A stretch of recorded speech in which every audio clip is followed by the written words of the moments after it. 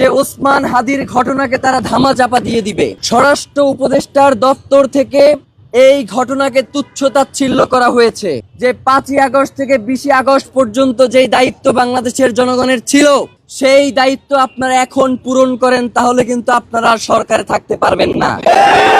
আপনাদের কাছে আসলে এর কোনো সুস্পষ্ট ব্যাখ্যা নাই। ওসমান হাদির জানাজায় 10 লক্ষাধিক মানুষের উপস্থিতিতে আমরা বর্তমান সরকারের কাছে 2টি দাবি জানিয়েছিলাম। প্রথম দাবি হচ্ছে ওসমান হাদিকে যে খুন করেছে বা যারা খুন করেছে, যারা খুনের পরিকল্পনা করেছে, যারা খুনে সহায়তা করেছে, যারা খুনিদেরকে আশ্রয় দিয়েছে এবং খুনের যারা মদতদাতা, তাদের প্রত্যেককে দ্রুত গ্রেফতার করে আইনের আওতায় নিয়ে আসতে হবে। এবং আমরা এর সাথে এও বলেছি আগামী 24 ঘন্টার মধ্যে সরকারের স্বরাষ্ট্র উপদেষ্টা এবং সহকারী উপদেষ্টাকে গত 1 সপ্তাহ ধরে তারা খুনের ব্যাপারে কি কি পদক্ষেপ নিয়েছে আসামিকে গ্রেফতারের জন্য, সেই ব্যাপারে তারা জনসম্মুখে এসে জনতাকে জানাবে।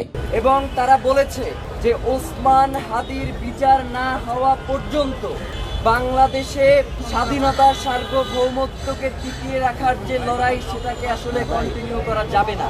তারা বলেছে নির্বাচনকে যদি সুষ্ঠুভাবে সম্পন্ন করতে হয় তাহলে নির্বাচনের পূর্বেই ওসমান হাদির খুনের সাথে যারা জড়িত তাদেরকে গ্রেফতার করা দরকার।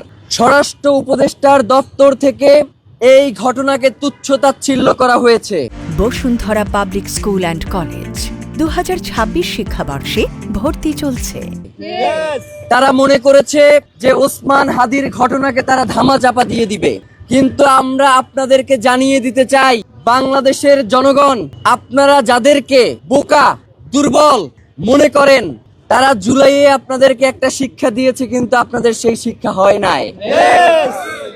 5 তারিখ থেকে 20 তারিখ পর্যন্ত বাংলাদেশের জনগণের যেই দায়িত্ব ছিল তারা সেইটা পূরণ করতে পারে নাই। আজকে ইনকিলাব মঞ্চ যদি এইখান থেকে ঘোষণা দেয় যে 5ই আগস্ট থেকে 20 আগস্ট পর্যন্ত যেই দায়িত্ব বাংলাদেশের জনগণের ছিল সেই দায়িত্ব আপনারা এখন পূরণ করেন, তাহলে কিন্তু আপনারা আর সরকারে থাকতে পারবেন না।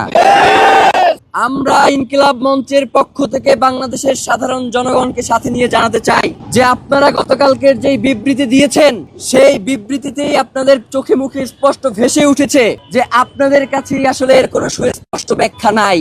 আপনারা এক এক সময় এক এক ধরনের কথা বলছেন। এই বলছেন খুনি ভারতে পালিয়ে গেছে, আবার এই বলছেন যে খুনি দেশে আছে। বাংলাদেশের গোয়েন্দা সংস্থার আসলে কাজ কি? ট্যাক্সের টাকায় বাংলাদেশের সবথেকে গুরুত্বপূর্ণ জায়গাগুলোকে দখল করে আরামায়েশ করার জন্যই কি আপনাদেরকে জনগণ এখানে বসিয়ে রেখেছে?